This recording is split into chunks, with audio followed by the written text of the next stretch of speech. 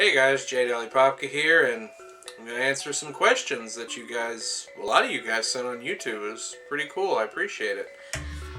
Because it's 2-year anniversary. I still can't believe I've been doing this for 2 years. Feels like I started like a week ago.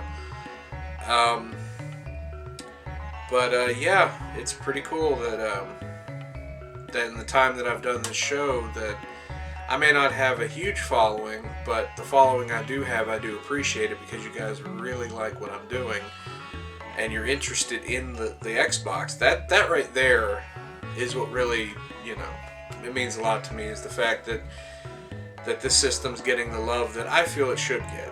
But also, at the time of this recording, I surpassed 1,000 subs 4 times. Now, I think there's something going on. YouTube's having some problems. There's a lot of sub bots out there. Because I believe a couple of multi-tappers have had a huge boost in subscriptions. And then the next day, half of them disappear. And obviously it happened to me. But I think it finally stuck. Last time I checked, I was like 1,070. And it hadn't moved for quite a while. So if that's the case, that's awesome. I hit 1,000, and I'm pretty sure it has a lot to do with Matt's shout out video, Jimmy Hoppa's video that he put out about me, which I'll probably get into that later, and Derek with my cameo in Derek's video for Morrowind. So you guys, thank you for throwing me in one of your YouTube videos and got people interested. I appreciate it. But to those who have subbed in the past, or have been subbed, and those who are subbed now, thank you. And let's get on with the questions. Got them right here. The first question is from 400 Krispy Kremes, and he asks, what is your absolute favorite video game, and what is your favorite game system? That's a tough one.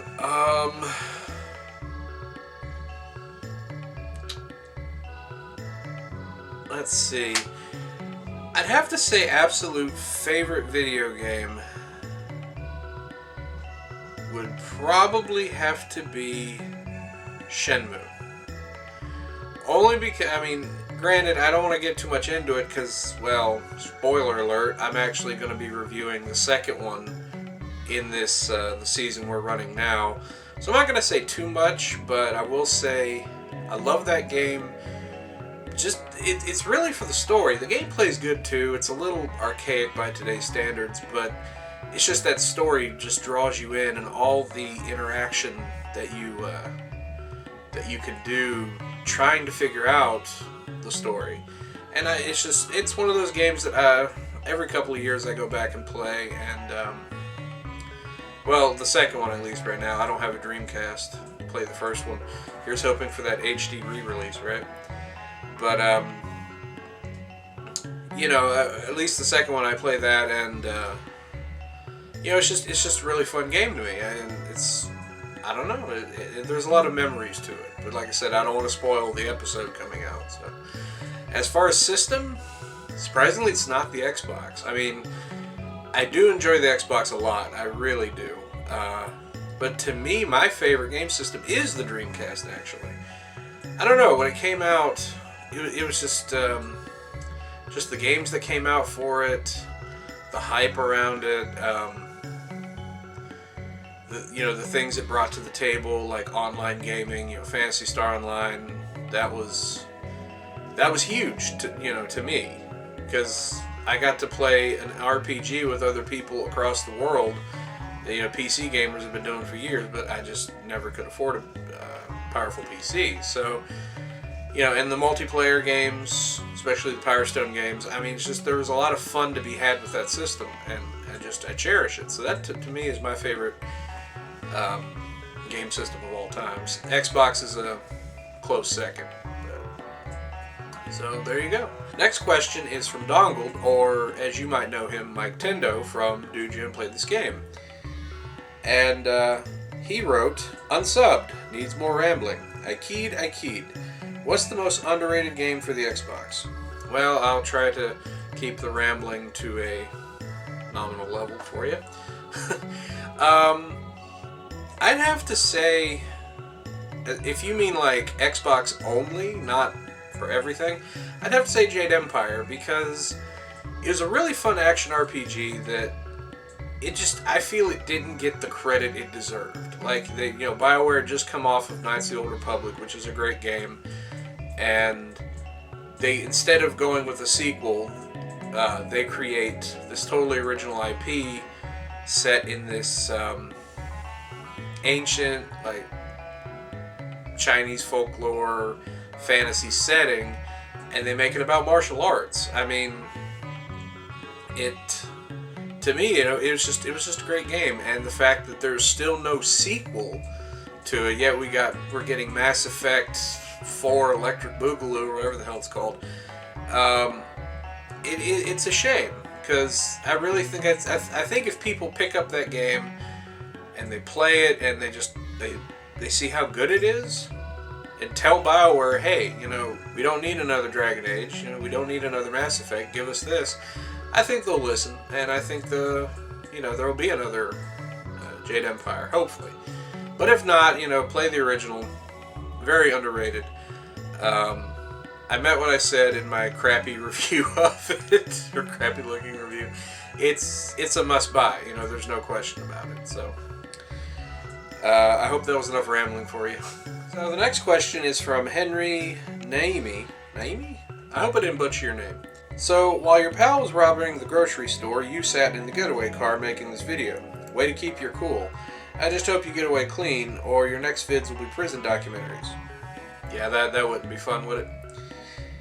As for questions, here's one. Do you mind the noise original Xbox makes while you play? I mean, original Xbox sounds like an industrial Hoover, right? And have you taken any steps to making the console less noisy, such as kicking it real hard? Well, no, I don't kick the Xbox because they're kind of like fragile babies. If you hit them in the wrong spot, they tend to just break on you, and replacing Xbox parts is kind of a pain in the ass, even though the systems are cheap. But yes, my Xbox does make a noise. Sounds like a nuclear lawnmower, but the thing is, where I have my computer running and I have the volume of the TV up while playing, and I have all this background noise going on, I don't really notice it as much. But when I have noticed it, it doesn't really bother me. It's just a loud humming noise, but I'm too focused on playing the game as it is, so it doesn't really bother me. The next one is from Eduardo Portas, and his question is, how do you divide your time between your regular work and the research, shooting, editing of your YouTube videos? Thanks. Well, the thing is, at the moment, I am not working. I've been trying to find work, and it's, times are tough. So I kind of do besides doing the YouTube stuff, because I, want to talk about the Xbox and get in the YouTube game, it's kind of helped me as a sort of therapy, to try to take my mind off of, what's going on. And so I do have a lot of time to devote to, let's see. I have a lot of time to devote to the research and the shooting and whatnot of the videos. The way I do it, though, is I pick my list of games, except for the ones that you guys requested. I pick my list, I play through them, I take notes, I write out the scripts, everything, and when it's time, I shoot and voice record everything in not one day, but over a series of days, kind of like how a TV show does all their work during the season break. And I do this because I don't have a lot of opportunities to really shoot or voice record around here, because it's a really noisy place. Like, if I were to just set everything up and film whenever, you would probably hear a lot of talking or a lot of cars going by. You probably hear something in the background right now. But, I have to pick my moments when it's very quiet. So I like to have everything prepared. Now, do I like this method of filming and everything? No. I actually prefer how a lot of my fellow YouTubers do it. They pick one game, They focus on it. They do the research. They do, and to me, they make better videos out of it. I know my videos aren't that great. I know that they could be better. But I do have a lot of obstacles that hinder me that I'm trying to fix. And, not working or not being able to work is a big factor. So I kind of have to work with what I got. And, but yeah, that's pretty much, that answers that one. I don't know where else to go with that. I apologize. Also, I think someone else kind of had the same sort of question. Stephen Lewis. He asks, before starting YouTube, did you have another job or what did you do for income? And I'll go ahead and group that question in with this one. Again, not working at the moment. I wish YouTube was my job. I know so many people say that, it'd be great to just do videos for a living. But I say that because I actually enjoy doing it. It's not a matter of, this can make me a quick buck. I can just film me playing video games, get on camera for a couple minutes, and boom, quick cash. No. I love it. I love doing it. I love making these videos. I've gotten a lot of opportunities, or I've gotten to do a lot of things making these videos. I've met a lot of great people. I worked with a lot of great people, especially with Super Derek, Jimmy Hoppa, Jason Lewis, Joshua Tiberius with the indie video. I mean, that was great. Game versus Game when he helped with the Lord of the Rings video with me and Derek. I mean, and these are my friends now. We started a group of friends, and there's more in the group. Matt, Benevolent Dick. I'm bad remembering everybody right off the top of my head, so if I forget your name, please don't hate me. I still love you. But that whole group of guys, it's been great. And so, yeah, like I said, it sucks that I'm not able to have a real income right now, but at the same time, I'm glad that I've met the people I did. Even non-multi-tap members, just other YouTubers who are like, hey, I watch your show because it's good and you're a good guy and I like what you do. And I'm glad I'm learning about this system that everyone kind of just didn't really care about. It's like, oh wow, Microsoft made a console, whoop-de-doo. But yeah, so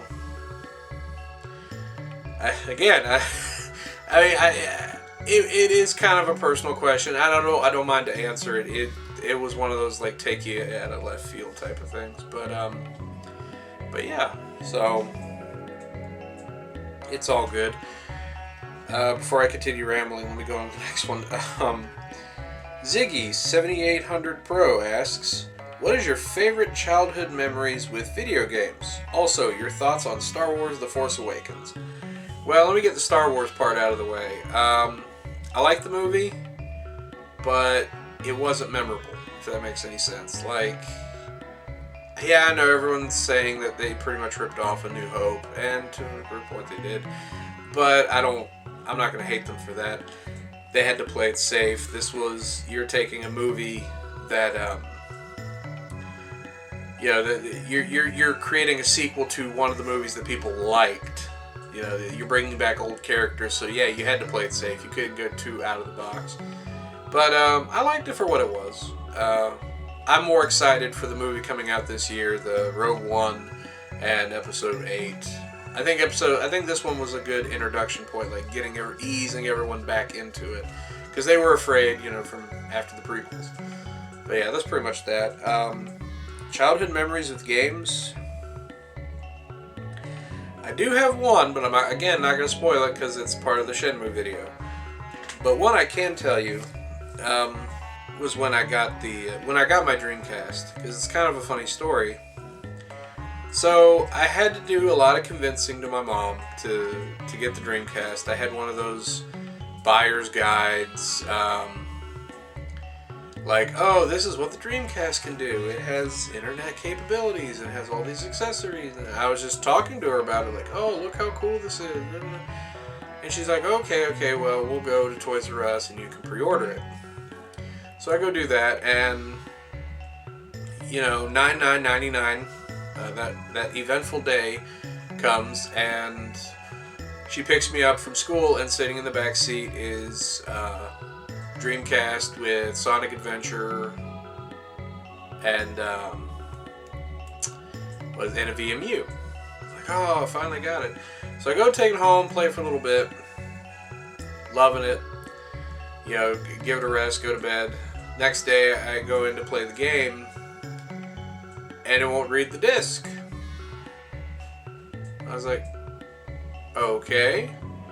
So I tried some of my friends' games. Well, nothing happened. Turns out there was a batch of Dreamcasts when they were sent over or shipped over. I guess they got jolted or something, and the disk drives messed up, and mine happened to be one of them. So I had to take it back, get a whole new one. But I convinced my mom, because Sonic Adventure, I was like, it's okay. But I had friends who had it. I was like, what about Soul Calibur?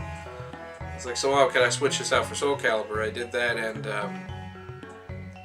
and I fell in love with that game. I spent night and day, unlocking everything in that game, just obsessed with it, and it was a better Switch. So I'd like to thank whoever shipped over Dreamcasts that day, who messed mine up. I'd like to thank you, because you switched me to, I wouldn't say a better game. I mean, Sonic Adventure is a good game, but Soul Calibur was better. So that's one of my good childhood memories. Let's see, what's the next one? Buried on Mars.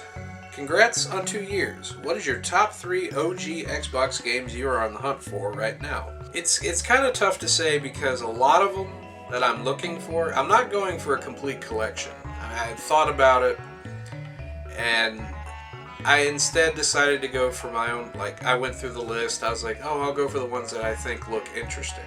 Because the problem with the Xbox's list is a lot of it is sports games. Either sports games or Cabela's National Trophy Hunting Fishing Expedition 2050, or I wouldn't say, there's not that many kids games, and there's a lot of racing games. So I really had to cut through all that. There's 10 Maddens, a bunch of NCAA stuff. So I cut through that, and I picked what I wanted to get. I would say one of them would be Jurassic Park Operation Genesis. But the thing is, I decided not to go for that game because it's just a park sim, and I'm not much into that type of simulation. I mean, I know I played Thrillville, but the good thing about Thrillville is you had the mini games to kind of balance it out. But this is full on, could be played with mouse and keyboard park sim. And B, I guess because it was in rare print, it is one of the top 3 most expensive Xbox games. It goes for about $90 to $100 used. And to me, for that type of game, that's complete BS. I have played it through other means, and I guess in a way I'm kind of able to review it, but I can tell you from what I briefly played, it is not worth that money. I don't care if they only made 6 of them. It's not worth that money. Steel Battalion and Metal Wolf Chaos, which we didn't get, it's Japan exclusive. Those are worth the money. But as far as games I'm looking for, I am looking for 2 of them are the Godzilla games, Destroy All Monsters Melee and Save the Earth. Surprisingly, those games fluctuate in price. At one time they were $40 used, and I could not figure out why. I was like, what? Why in the world are these games so pricey? Then they went back down to 20. I think now they're maybe 35. I'm not entirely sure, but I enjoyed those games. I played them a lot back when they came out, and they're some of the better Godzilla games. So I guess maybe that's why they cost so much. But I have to say the third one, I don't know. I kind of got a lot of the, I wouldn't say the pricier ones, but I guess I'd have to say it's a tie between Fallout Brotherhood of Steel or Morrowind, the Game of the Year edition. Both are kind of pricey, but you know, I've played them both. I enjoy them both. But it's weird because I would like to have them, but they're not. I'm not on the active hunt for them. That's the thing. A lot of these games I'm looking for, I usually buy on Amazon when I get gift cards or whatever. They usually go for like $5, so it's not like I'm hurting to be on the hunt for them. So, yeah, I guess if I had to pull anything out of my hat, those would be some games I'm looking for right now that would be the top 3 or 4. I guess I'll use 4. So, next one is from I Love Grape Drink, and he writes, "Why is the Xbox the best console ever created?" It's because I made a YouTube show about it. That's why. Really? I wouldn't say it's the best console ever created, but it did some good things. It really strengthened the online well, not the community, but online gameplay with Xbox Live. It basically was a Dreamcast 2, because a lot of Sega's stuff they were working on for Dreamcast just went over there. It brought you Halo, if that's your thing. If you really like Halo, it's the birth of Halo. Yeah, so let's see. Amy B writes, "What are some positive and negative things you did not expect when you started?" Well, for positives, I'd say I was not expecting the reception that I got. And what I mean by that is, I thought it'd be like, oh, who gives a rat's ass about Xbox? Whatever, PS2 for life. But instead it was more like, oh, really? That was on Xbox? And, oh, this looks pretty good. You know, good job, good first effort. So I was surprised by that. And again, like I said earlier, you know, meeting all the people that I have, that was a big positive to me. And communicating with viewers of your channel, you know, just the interaction, it's great. Because we're all just people, you know, we're all just people who enjoy video games. So it's nice to communicate and have conversations with about that.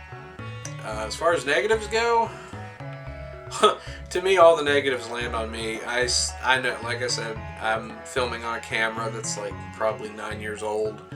My computer is just as old. It's on Vista, for crying out loud, which I honestly, and a lot of people say this, honestly, I don't know how my computer can edit these videos. I don't know how. It really shouldn't. But for some magical warlock powers, it can. So I'm amazed by that, and I'm thankful that it's still able to do that, so I can put out the videos. Because otherwise, there'd be no Viridian Flashback, there'd be no Dolly Popka. So, and of course, I say that too. There wouldn't be any of that without you guys. But I mean, from a technical standpoint, there would be no show if the computer couldn't do it. So, I don't know if I'm gonna pronounce this right. I hope I do. Mug Melman. He writes, "Are you a purist, or do you have a hacked Xbox? Do you have any of the unusual colors like Halo or Mountain Dew?" It's a little bit of both. I do have a pure Xbox that my nephew gave to me many years ago because he evolved to the next set of consoles. And it was just sitting in his closet, and I just couldn't take it anymore. And I do have a hacked Xbox that a friend gave me. And that's what I use to play try a lot of these games that are expensive, like Jurassic Park. I burned a copy so I could see just how expensive it is. And also, I was able to get some imports from Europe and Japan because I kind of want to branch out into that, like see what they got, because that, you know, was just too much for us to handle. So, as far as the more unusual colors, I do not. I wouldn't mind having the Mountain Dew one. I think the color is really cool. My all-time most wanted one is Japan only, and it was the Panzer Dragoon Orta one, where it's pure white with the black lines going through it. It kind of looks like something that came out of Panzer Dragoon. That one, I would love to have it. I know there was that orange one that came out, or someone found it a couple months ago. It was on Metal Jesus Rock's channel, and it sold for like $15,000 or something because it was like one of a kind. That would have been nice, but yeah. I couldn't see paying that much money for a console. Brendan Armstrong asks, do you own or aim to own a complete Xbox collection? If you got to the point where you ran out of OG Xbox games to review, what other systems would you like to review for? Also, top-notch videos. I really enjoy your stuff. Keep it up. Well, first of all, thank you for that. I do appreciate it. And like I said earlier, I don't really...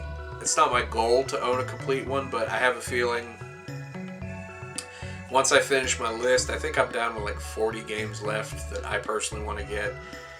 I'm going to end up being like, you know what? If they're this cheap, I'll just keep going.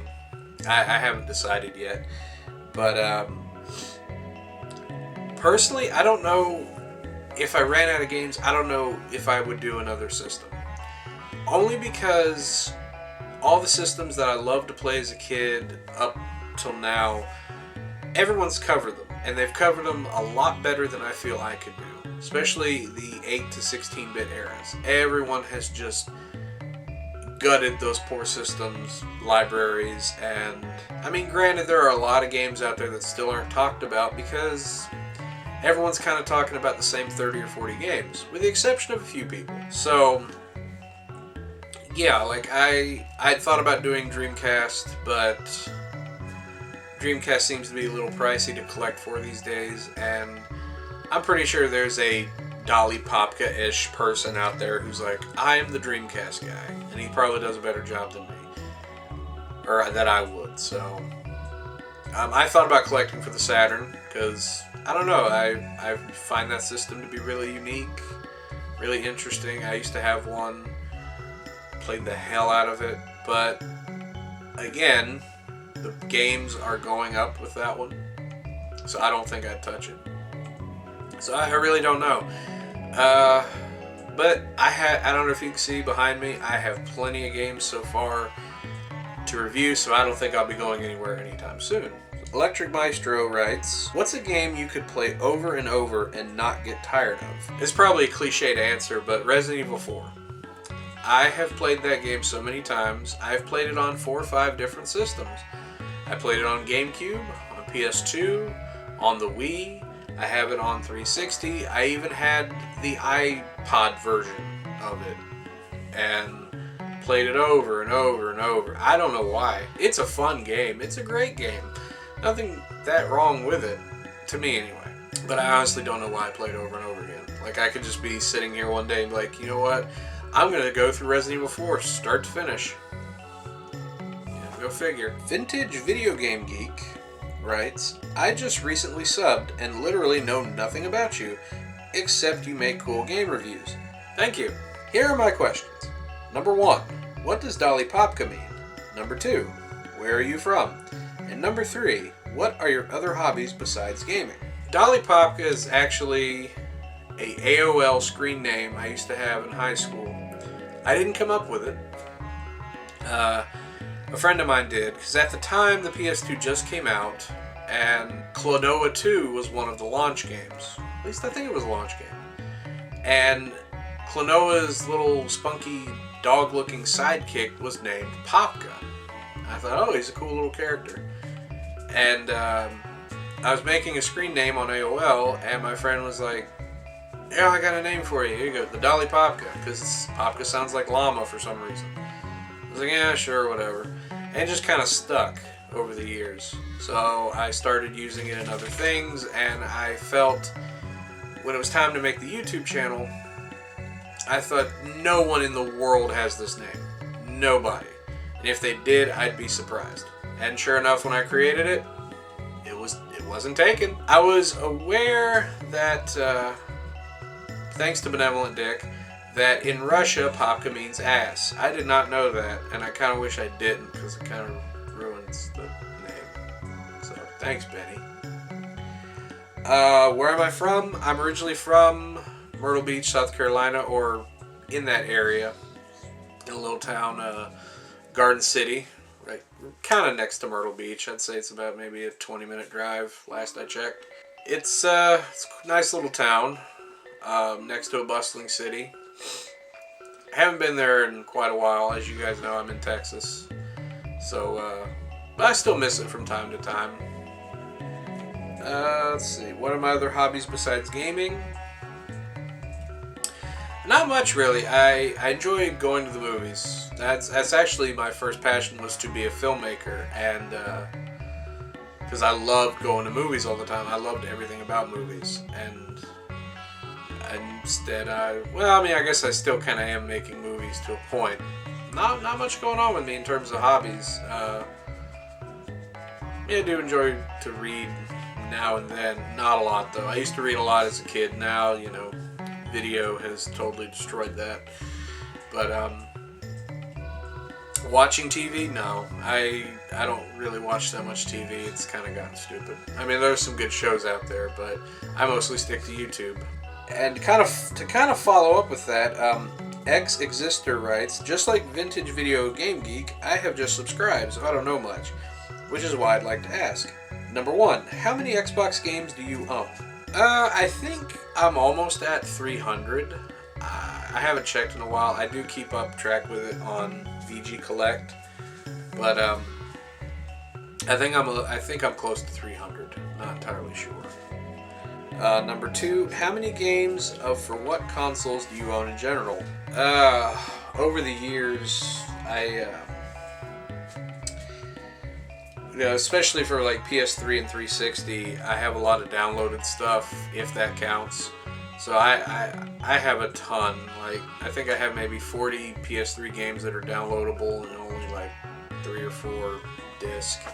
And then the same goes for like 360. I don't know. I would want to play a game. I'd have the money and be like, oh, I can just download it. I don't have to go out. Okay.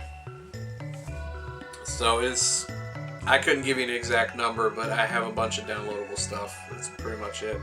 Original Xbox is the only thing where I have physical copies, obviously. Number 3, what is your favorite Xbox game or game series? For game series, it's a toss-up between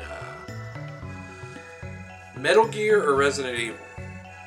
Now, I mean, this past Metal Gear, I liked it. It wasn't the best. It had some interesting gameplay. The story was kind of all over the place, but in Resident Evil, I didn't hate 6.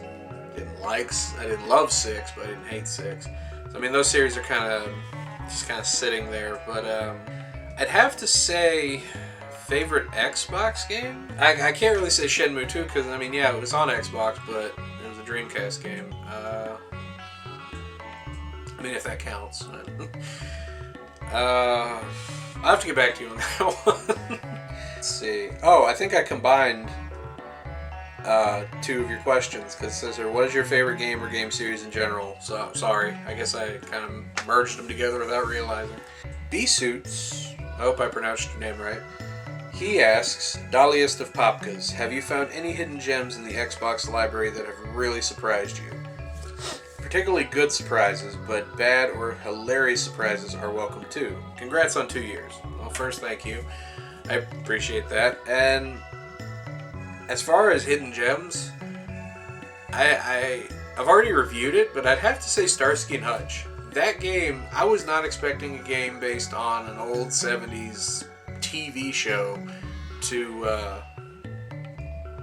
be fun. I was like, oh, it's a weird cash grab in, I guess. But then I played it, I'm like, wow, this is actually pretty good. Driving game with shooting mixed in. And the fact that it's compatible with a steering wheel and a light gun, which I would love to try that out. I would love to mix those up, but first I'd have to get an Xbox steering wheel, a light gun, and now a CRT, since those don't seem to work on HD TVs. Another game I reviewed that I found a hidden gem was Spy vs. Spy. I thought it would be kind of a crap game, because I do remember the NES one, and I had some fun with it, but not really. Not as much as I'd like, because I do love that series. But the Xbox game really surprised me. the fact that they took the classic formula and was able to modernize it enough to, to really be fun. So I'd have to say those are a couple gems in my Xbox collecting journey that I really liked, or I thought, surprised me. James Bullen, he asks, most excited game you wanted and didn't meet your expectations. Going back, there's quite a few. There was Max Payne 3, because I was a big fan of that series, and to me it did meet my expectations. I thought it was an interesting twist on the story, taking him out of his element of New Jersey, New York, and putting him in the tropics of all places, where all hell breaks loose. Again, Metal Gear 5, I was really hyped for that game. Couldn't wait, and it didn't let me down, even with the crazy story. The only thing I regret is I got it for the wrong system. I picked it up for PS3 because I don't own the new consoles yet, obviously. And the PS3 version is pretty much the same game as all of them. The only downside is the controls are inverted, meaning usually with a game like that, your triggers are your aim and shoot, and the top buttons are like for your grenades or whatever. In that port, the top buttons were your aim and shoot, and the triggers were, I think it was commands and action or something, and you could not switch them. Whereas in the new gen versions, you could. So I would play Metal Gear 5 having those controls in mind, and then go to another game and be totally messed up, because with most shooters on PS3, you can switch the trigger buttons or the top buttons. So other than that gripe, I was excited for it. I beat it and everything, and yeah, it met my expectations. iSunshin999, he asks, what was your favorite rental game that as a kid you never owned? There's quite a few, because I was a Blockbuster kid. I went every weekend, rented whatever games I could find. I didn't really, my mom couldn't really afford to buy games all the time, so renting was the way to go. But the one that really sticks out to me was for Sega Saturn, and that was Scud, the Disposable Assassin. I saw the cover of that game at Blockbuster, and I thought, what the hell is this? I took it home, tried it out, and I was like, wow, this is fun. Yeah, I mean, by today's standards, it's probably not going to hold up very well. When I played it, I enjoyed it. I kind of wish I would have had the, what do they call the gun? The Justifier? Or the, I don't know, they had stupid names for guns back then. I wish I would have had that, because it had actual light gun segments. So that would have been fun to do, but I didn't know it was based on a comic book. Like, I thought, oh, okay, it's just Sega being Sega. And then, I looked more into the history. I was like, oh, wow, this is a comic book that I would love to read. Unfortunately, I haven't been able to pick up any of them. I think they're now all in one big volume, like an omnibus or something. But just the characters of that game, the gameplay, it's pretty much Contra. I mean, it's a run to the right, left, shoot, and then it would go to those first-person light gun segments. But it was just a fun game, and I kind of wish I could pick it up, but again, don't have a Saturn, and it's probably like $50,000-$60,000, because collectors. Well, not collectors, resellers. I apologize. I have one final question. It's from the Twitterverse, and it's from Stephen Wilds. We all know him, don't we? Well, maybe not. I don't know. He asks, what is the best licensed game the original Xbox produced? In my opinion, I couldn't really tell you, but I guess the one that I've played that is licensed and is really, really good is Chronicles of Riddick: Escape from Butcher Bay. Now, I won't go, again, just like Shenmue, I'm actually reviewing that this season, so I'm not going to go into too much, because then the video will be ruined. But I will say, like, they did take great care of that franchise with that game, because I think Vin Diesel had a production team or whatever helped publish or produce it or whatever. So, you know, it was handled very well. So I'd have to say second place, Spider-Man 2. That's a great licensed game. It's not exclusive to the Xbox, but I think everyone would say the Xbox was the best version for graphics and all that other stuff. But yeah, that was a very well handled game. I think that's it. I'd have to say Riddick. But yeah, so that's all the questions. Again, I'd like to thank everybody for sending me questions and watching the show, and I hope you guys continue to watch the show. I did say I was going to talk about one thing, but it was the video with Jimmy Hoppa. I should have brought it up with the question about from Steven and Eduardo, but Jimmy did put out a video. He's doing a raffle, and it's for a GoFundMe that I started. I hadn't talked about it because I didn't know how to approach my viewers about it. Even though a lot of you guys are probably his viewers too, or Benevolent Dicks, because he too did a video last year about this. I started a GoFundMe because me and my Mrs. Popka, however you want to put it, are having some trouble. I go into somewhat better detail on the actual GoFundMe page, but at her request and for her respect out of her, I can't really go too much into it. All I can tell you is we're kind of in a bad spot where we're at right now. We're trying to get out of it, but with money being tight and not being able to find work, I turned to the one spot I didn't want to turn, which was crowdfunding. I don't hate crowdfunding. I think if used the right way, crowdfunding is a great tool. You know, it's a great thing.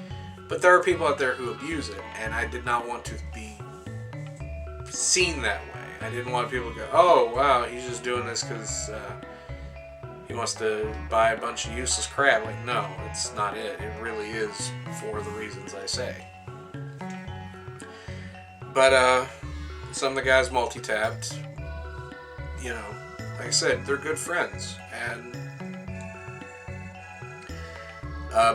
Benny kind of started it. He's like, "I'm gonna raffle off some of my games to help you out," and it was a big success. And you know, Jimmy Hoppa followed suit. He started a raffle off some of his stuff, and I think some of the other guys they want to do. They haven't really told me because they're just like, "We're gonna help you out," but I think they're gonna do the same, which. I'm not gonna lie to you, it brings you to tears because you don't expect that from. You don't see that a lot these days, you know, like people helping each other out. Everyone's kind of afraid because they think it's a scam or something. But you know, that's like I said, that's why I haven't brought it up on my channel yet, because I was afraid. I was afraid of how people would take it. And I didn't want it to be like, "Oh, help me out," or I'm not making videos anymore. That's not the case. I'll make videos regardless. Like in the past, I've brought up Patreon. You know, because it's one of those things of curiosity. It's like I don't want to tell people they have to pay to watch me. I don't care. If anything, if I were to do the Patreon thing, or was it the YouTube tip jar, which I'd thought about asking people in video, what do you think? I guess I kind of am now. I don't know if I've seen reactions. I've seen reactions to famous YouTubers who are like, "Hey, I started a Patreon," and here come the tomatoes, you know, or here come the pitchforks. And I was thinking to myself, I'm not that popular to start that yet. Like, for me, the reason I wanted to start it was so I can get rid of this old box of a computer and, you know, put the money towards that to make better videos, better equipment, so I can actually look like something that wasn't filmed 15 years ago. I mean, that's not the point of the show. I know you guys are like, we don't care if you are recording off of a Betamax or something. We like you for you, and I'm thankful for that. I think it's just me, like, I want to give you better. I want to do better. And so that's why I thought of the whole Patreon thing. I haven't gone through with it.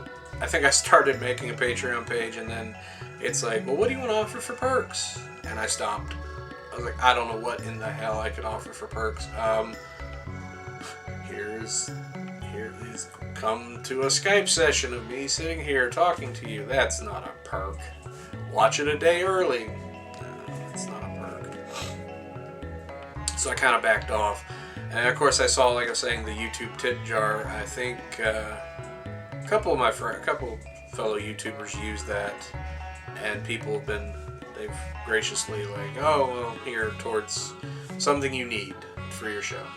Or, I want you to review this game, here's the money to go get it. But again, I'm just the type of person, like, I'm not gonna, I don't want people to feel like they have to. Because, you know, like I said, I'm just a guy who sits here and plays games and reviews them and acts like a goofy goofball. So,